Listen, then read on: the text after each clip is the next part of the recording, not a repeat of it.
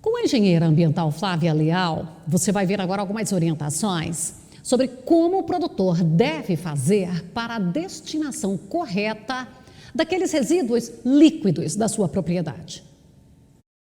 Eu tenho lá na minha propriedade uma ordenha.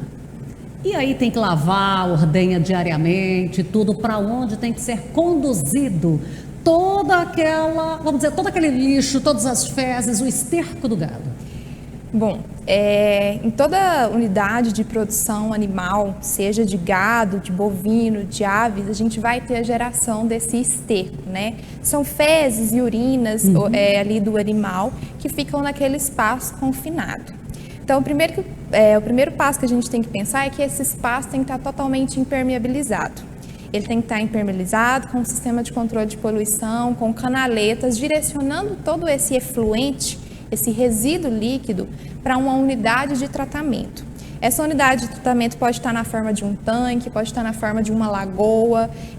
A melhor alternativa, ela tem que ser estudada em campo, em loco. Tá, então essa alternativa eu preciso ver com um consultor especializado para ver o tamanho que eu preciso ter em função do tamanho da demanda que eu vou ter. Exatamente. Você tem que fazer um cálculo, né, em cima do tipo de animal que você está criando, que você está produzindo, a quantidade de animais que você tem, a área que você tem, a quantidade de resíduos líquidos que esse animal vai gerar num dia, num mês, em 6 meses, num lote de produção, para poder direcionar ele e ver qual alternativa eu vou usar para tratar esse efluente, né? Flávia, a gente vê que tem alguns casos que a gente sabe que tem que ter uma manta de impermeabilização, tem um nível de compactação daquele solo, isso tudo precisa ser estudado. Sim.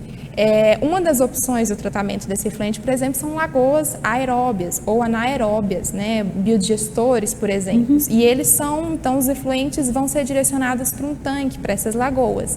E esse efluente, ele tem uma carga orgânica muito alta. É muito resíduo, são muitas fezes e urinas concentradas. Então, ele tem uma carga orgânica muito alta, que demanda um certo tempo para degradar, para fazer a decomposição daquele material até ele poder ser aplicado no solo, por exemplo, numa fertirrigação. É que eu posso transformar isso em fertirrigação, mas isso aí vai me demandar um tempo. Sim, exatamente. Então, enquanto há essa decomposição desse material, esse efluente precisa permanecer em um local, em um tanque ou em uma lagoa. Isso significa também que, de um modo geral, uma lagoa para mim não serve, eu preciso de mais de uma? Vai depender, sim, dependendo da quantidade que você produz, da sua vazão de efluente. Aí, se você precisa de um tempo maior para decantar esse material, para esse material se decompor, você vai precisar de uma lagoa reserva. Você vai enchendo uma enquanto a outra fica ali degradando, para depois da degradação você aplicar. E aí, enquanto ela está lá, essa lagoa tem que estar impermeabilizada, esse material não pode infiltrar. Se ele infiltrar, ele contamina solo, ele contamina lençol freático, às vezes até a água que você consome na sua propriedade rural. Então, sim, dependendo da quantidade de efluentes que é gerado, você vai precisar de 1, 2, 3 lagoas para deixar aquele material ali decompondo, degradando, diminuir a carga orgânica dele para depois aplicar ao solo. Agora vamos fazer aqui uma pergunta leiga e bem escandalosa. Essas lagoas, elas correm algum risco de ocorrer igual a barragem romper, igual lá para Mariana fora? Eu preciso ter uma outra abaixo dela, de segurança, porque a questão ambiental, cá para nós, tem hora que enche o saco. Não podemos falar isso para o engenheiro ambiental.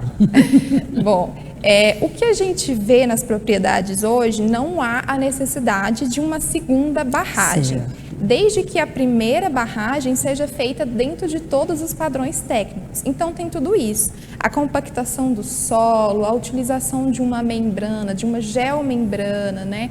A verificação de tempos em tempos, você fazer um monitoramento naquela barragem, saber que ela está sendo adequada, que não há problemas estruturais nessa barragem, a gente não vê necessidade, a gente não vê isso nas propriedades rurais, de uma segunda barragem para conter esses efluentes.